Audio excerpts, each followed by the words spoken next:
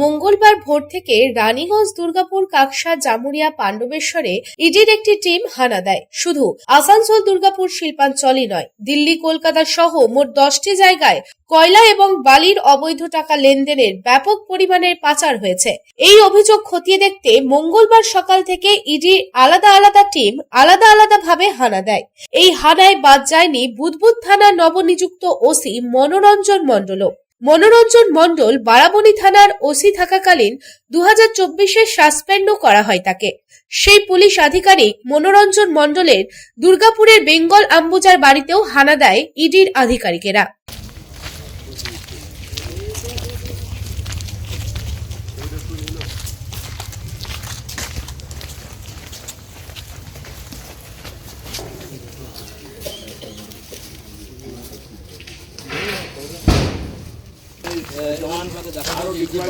বাড়ির ভেতরে পুলিশ স্থানীয় থানার ফাঁড়ির যে পুলিশ তারাও কিন্তু ভেতরে গেছে জিজ্ঞাসা করতে।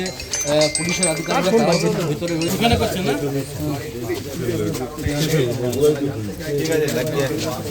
তারা এখানে তল্লাশি অভিযান চালাচ্ছে। আমি কিন্তু ঢুকবো একটু। হ্যাঁ,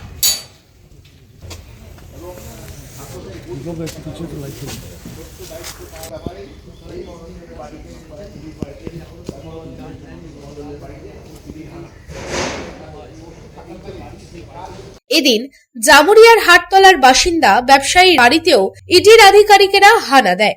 মানি ট্রান্সফারের বড় পরিমাণে অভিযোগ আনা হয়েছে। সূত্রের খবর, এদিন ইডির হানার সময় বাড়ি থেকে বড় পরিমাণে টাকাও উদ্ধার হয়েছে।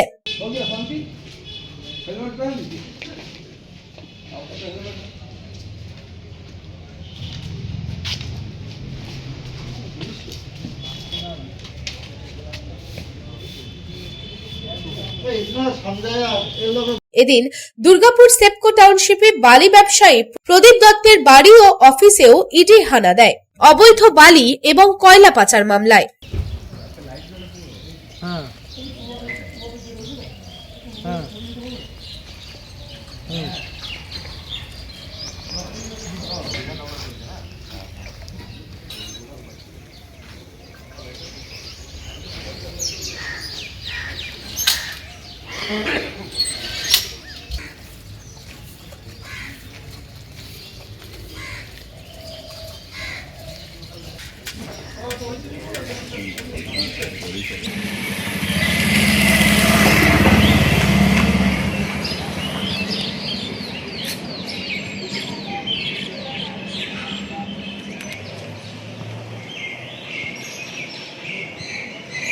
অন্যদিকে পাণ্ডবেশ্বরের নবগ্রামে ইডির একটি টিম হানা দেয়। দুর্গাপুরে কাকসায় কিরণ শেখ ও শেখ আক্তারের বাড়িতে চলছে ইডি আধিকারিকের অভিযান।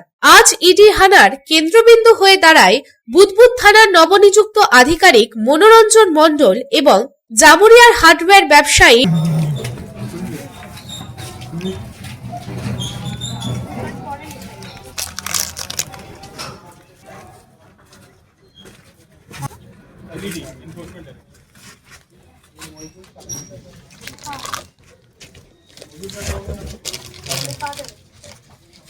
অবৈধ বালি কারবার নিয়ে রানীগঞ্জের বক্তানগরেও ইডির হানা চলছে।